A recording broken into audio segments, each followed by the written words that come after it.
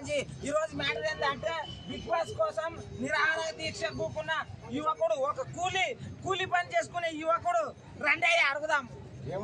అన్న, మీరు big boss కు పోవాలని ఎందుకు అనుకుంటున్నారు?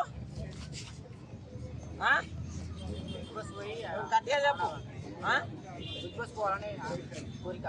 బిగ్ బాస్ పోవాలని ప్రతి ఒక్కరు పోటీ పడుతున్నారు.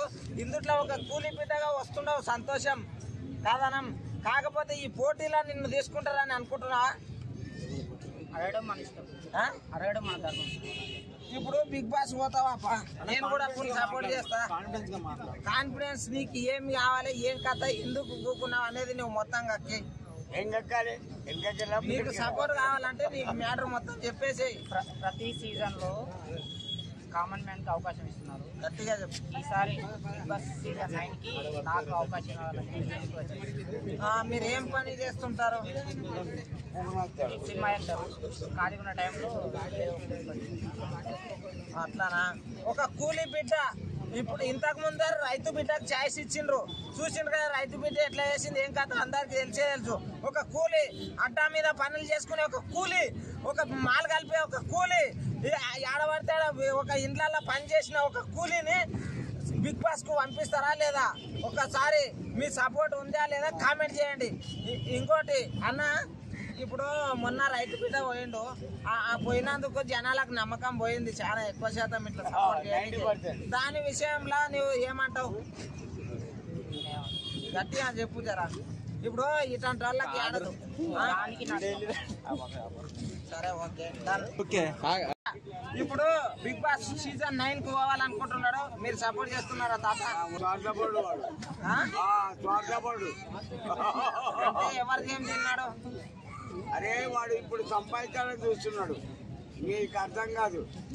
జంగుతే ఇక్కడి నుంచి ఆడికి పోయే ప్రతి ఒక్కరు సంపాదించుకునికేనే పోతున్నారు, ఎవరు ప్రజలకు మందికి పెట్టడానికే పోతున్నారు. అంటే ఇంతకు ముందు పోయిన వాళ్ళు ఎవరికి పెట్టిండ్రు? చెప్పలేదు కదా.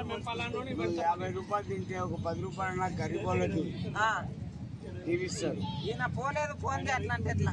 ఒకటి బాగా నువ్వు నెక్క జంగుతే అద్దాలు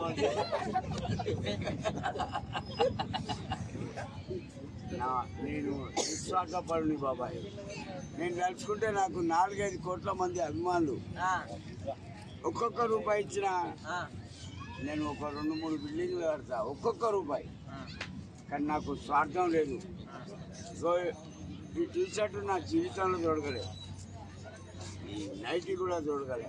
కై తొడిగిన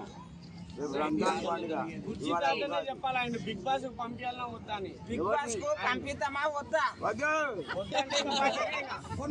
వద్దంటే ఇప్పుడు వాళ్ళకి పనులు ఏడున్నాయి, అన్ని అవి అని పనులు యాప్లలో బుక్ చేస్తుండ్రు, వాళ్ళకి పనులు లేవు, ఏం లేవు. మరి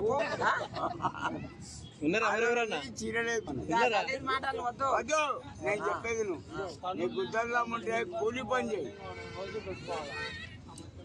అయినా నేను ఒక కూలీకి సపోర్ట్ చేస్తాను, నేను పక్క బరాబర్. ఎందుకంటే తాత నువ్వు ఇట్లా స్వార్థంగా ఆలోచిస్తాను నేను అనుకోలేదు. ఒకటి బాగి నువ్వు ఎవరైనా నాకు 100 రూపాయలు ఇస్తున్నారా ఇక్కడ? స్వార్థానికి నాకు 100 రూపాయలు ఇవ్వాలి, పైసలు నీకు ఎందుకు ఇవ్వాలి? నేను అడగలా, నాకు ఇవ్వరు. అంటే నువ్వు 100 కోసం చూస్తున్నావు, ఆయన బిగ్ బాస్ కోసం చూస్తున్నాడు, తేడా ఏముండదు.